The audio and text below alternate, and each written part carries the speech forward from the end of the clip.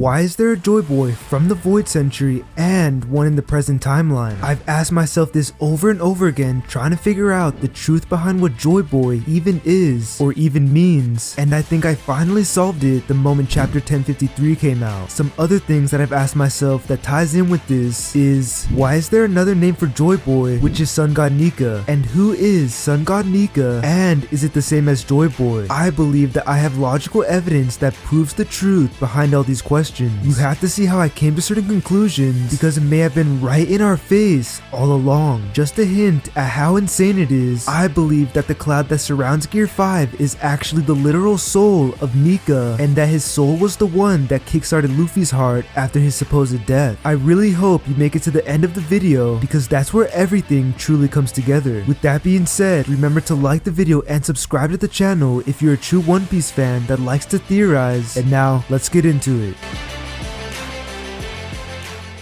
In chapter 628, we see the term or name Joyboy for the very first time. Nico Robin states and later learns that the poneglyph is an apology to a previous mermaid during the Void Century. Later on in chapter 1043, we see that Luffy is also Joyboy, which is where the whole Joyboy thing gets confusing since there was one both in the Void Century and in the current timeline. We also get this confirmed by Zunisha, who was from the Void Century. Zunisha states that Luffy is Joyboy, but that he is also a different man than his old friend. We also learned that King was waiting for Joyboy to return, and so was Kaido. They were both waiting for the day that he arrived. Oden also wanted to open up Wano's borders to await the day that Joyboy returns. Roger and his crew have also been waiting and looking forward to the day that Joyboy arrives. The quote made by Roger at the One Piece, which is, "Oh Joyboy, I wish I'd been born in your time," has now left many of us fans wondering if he was talking about the previous Joyboy's era or Luffy's era. Well, what if he was talking about both? I'll explain later why this may be. So it seems pretty clear that somehow the ancient people knew that Joyboy would return one day, which puts up the question, how did they know and why did they call Luffy Joyboy if he's not the same man that lived back in the day? Some other questions are, why are there two men that go by the name of Joyboy? Is Joyboy a title? Could anyone in this era have the chance to become Joyboy? Well, I don't think so, because according to Zunisha, Joyboy is only the man who has the drums of liberation beating from his heart. So you not only need the legendary Model Nika Zoan fruit, but you also need to awaken it to become Joyboy. With this being said, I'd expect that even if someone had eaten the fruit within the past 800 years, they never awakened it because then they may have become Joyboy. This may be due to destiny or fate that Luffy is the first one in 800 years to achieve the awakening, and the ancient men may have seen this in a prophecy. In Fishman Island, we clearly see that prophetic abilities exist in the One Piece world, so there's a good chance that a mermaid or fishman from back in the day used the same prophetic abilities as Shirley to see Luffy. So now, is Joyboy simply just a prophecy or an awakening? Well, I don't think it's as simple as that, because Joyboy also existed back in the day, and Luffy doesn't call his awakening Joyboy, he calls it Gear 5. In fact, it seems like Luffy throughout the whole story was always Joyboy, since he liberates people everywhere he goes, and since he naturally makes friends or alliances with people that are connected to the Void Century. He even freed people from Impel Down, which sounds just like the legend of Nika told by Who's Who. With this being said, what happened to Luffy does seem to be part of a prophecy, but I don't think Joyboy as a whole can be described as one. Another thing people think Joyboy might be is a reincarnation, kind of like how Shirahoshi is a reincarnation of the original Poseidon, but I really don't think it's the same case with Joyboy. The reason why is because Luffy acts and does things like Roger, like when they say the same exact dream. However though, Roger isn't Joyboy at all, since he wasn't born during Luffy's era, and since he doesn't have the Nika fruit, and if Joyboy was a reincarnation, then theoretically that would make Roger Joyboy too, but he simply isn't called by that name. So if Joyboy isn't a reincarnation, a prophecy, a title, or an awakening, then what could it be? Well, it is to my belief that Joyboy is just a legend in a story, and that is all. The reason I truly believe this is because Oda may have told us what it is in the chapters 1052